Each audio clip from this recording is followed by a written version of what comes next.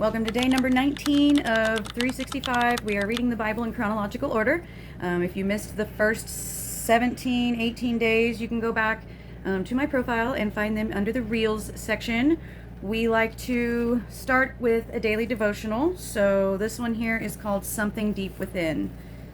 There are things about him that people cannot see, but since the beginning of the world, those things have been made easy to understand by what God has made. Romans 1:20. Then the passage says, God's judgment on the day Christ returns is based upon humanity's response to the message received. He will never hold us accountable for what he doesn't tell us. At the same time, he will never let us die without telling us something. Even those who never heard of Christ are given a message about the character of God. The heavens declare the glory of God. Psalms 19:1. Nature is God's first missionary. Where there is no Bible, there are sparkling stars. Where there are no preachers, there are springtimes. If a person has nothing but nature, then nature is enough to reveal something about God.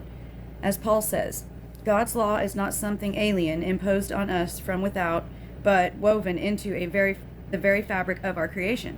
There is something deep within people that echoes God's yes and no, right and wrong. Their response to God's yes and no will become public knowledge on the day God makes his final decision about every man and woman. Romans 2:15 through 16. All right, that is for April 25th. Today we are reading Job 9 through 12.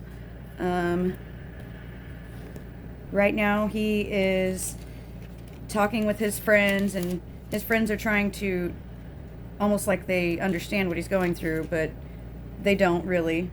But they're trying to help him understand that God has a reason for doing what he's doing. But Job is still kind of questioning everything. All right, so starting with chapter 9, it says, Then Job replied, Indeed, I know that this is true, but how can a mortal be righteous before God? Though one wished to dispute with him, he could not answer him one time out of 1,000. His wisdom is profound, his power is vast. Who has resisted him and come out unscathed? He moves mountains without their knowing it, and overturns them in his anger. He shakes the earth from its place and makes its pillars tremble. He speaks to the sun, and it does not shine. He seals off the light of the stars. He alone stretches out the heavens and treads on the waves of the sea. He is the maker of the Bear and Orion, the Pleiades, and the constellations of the south. He performs wonders that cannot be fathomed, miracles that cannot be counted. When he passes me, I cannot see him. When he goes by, I cannot perceive him. If he snatches away, who can stop him? Who can say to him, What are you doing? God does not restrain his anger. Even the cohorts of Rahab cowered at his feet. How then can I dispute with him? How can I find words to argue with him? Though I were innocent, I could not answer him. I could only plead with my judge for mercy. Even if I summoned him and he responded, I did not believe he would give me a hearing. He would crush me with a storm and multiply my wounds for no reason. He would not let me regain my breath, but would overwhelm me with misery. If it is a matter of strength, he is mighty, and if it is a matter of justice, who will summon him? And then my grandpa has this little passage right here, verse 20. He has a square around it. So he kind of set this one aside. It says, Even if I were innocent, my mouth would condemn me. If I were blameless, it would pronounce me guilty. Number 21. Although I am blameless, I have no concern for myself. I despise my own life. It is all the same. This is why I say, he destroys both the wicked and the blameless. When a scourge brings sudden death, he mocks the despair of the innocent. When a land falls into the hands of the wicked, he blindfolds its judges. If it is not he, then who is it? My days are swifter than a runner. They fly away without a glimpse of joy. They skim past like boats of papyrus, like eagles swooping down on their prey. If I say I will forget my complaint, I will change my expression and smile. I still dread all my sufferings, for I know you will not hold me innocent. Since I am already found guilty, why should I struggle in vain? Even if I washed myself with soap and my hands with washing soda. You would plunge me into a slime pit so that even my clothes would detest me. He is not a man like me that I might answer him, that we might confront each other in court. If only there were someone to arbitrate between us, to lay his hand onto both of us, someone to remove God's rod from me, so that his terror would frighten me no more. Then I would speak up without fear of him. But as it stands now with me, I cannot. Chapter 10. I loathe my very life. Therefore I will give free rein to my complaint and speak out in the bitterness of my soul. I will say to God, do not condemn me, but tell me what charges you have against me. Does it please you to oppress me, to spurn the work of your hands, while you smile on the schemes of the wicked? Do you have eyes of flesh? Do you see as a mortal sees?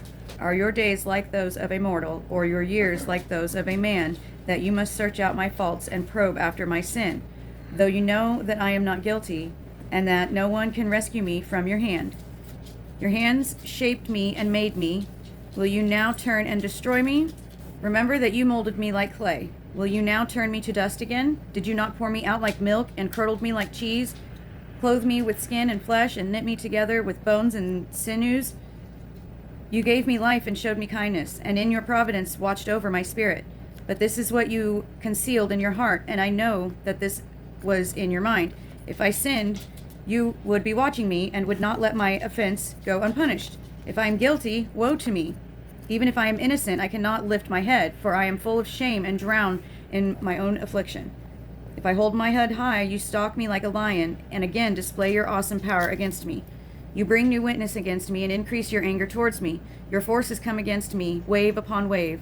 Why then did you bring me out of the womb? I wish I had died before any eyes saw me. If only I had never come into being, or had been carried straight from the womb to the grave.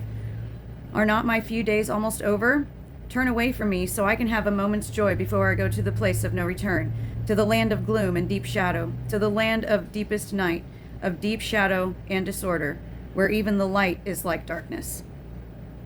Then Zophar the Naamathite replied, are all these words to go unanswered? Is this talker to be vindicted? Will your idle talk reduce men to silence? Will no one rebuke you when you mock? You say to God, my beliefs are flawless and I am pure in your sight. Oh, how I wish that God would speak, that he would open his lips against you and disclose to you the secrets of wisdom. For true wisdom has two sides. Know this, God has even forgotten some of your sin. Can you fathom the mysteries of God? Can you probe the limits of the Almighty? They are higher than the heavens. What can you do? They are deeper than the depths of the grave. What can you know? Their measure is longer than the earth and wider than any sea. If he comes along and confines you in prison and convenes you a court, who can oppose you? Surely he recognizes deceitful men, and when he sees evil, does he not take note? But a witless man can no more become wise than a wild donkey's colt can be born a man. Yet if you devote your heart to him and stretch out your hands to him, if you put away the sin that is in your hand and allow no evil to dwell in your tent, then you will lift up your face without shame. You will stand firm and without fear. You will surely forget your trouble, recalling it only as waters be gone by. Life will be brighter than noonday, and darkness will become like morning. You will be secure because there is hope. You will look about you and take your rest in safety. You will lie down and no one to make you afraid, and favor will court your favor. No, wait. You will lie down with no one to make you afraid, and many will court your favor. But the eyes of the wicked will fail, and escape will elude them. Their hope will become a dying grasp. Their hope will become a dying gasp. Chapter 12. Then Job replied, doubtless you are the people, and wisdom will die with you. But I have a mind as well as you. I am not inferior to you. Who does not know all these things? I have become a laughingstock to my friends. Though I called upon God, and he answered. A mere laughingstock, though righteous and blameless. Men at ease have contempt for misfortune. As the fate of those whose feet are slipping, the tents of martyrs are disturbed, and those who provoke God are secure, those who carry their God in their hands. But ask the animals, and they will teach you, or the birds of the air, and they will tell you, or speak to the earth, and it will teach you, or let the fish of the sea inform you.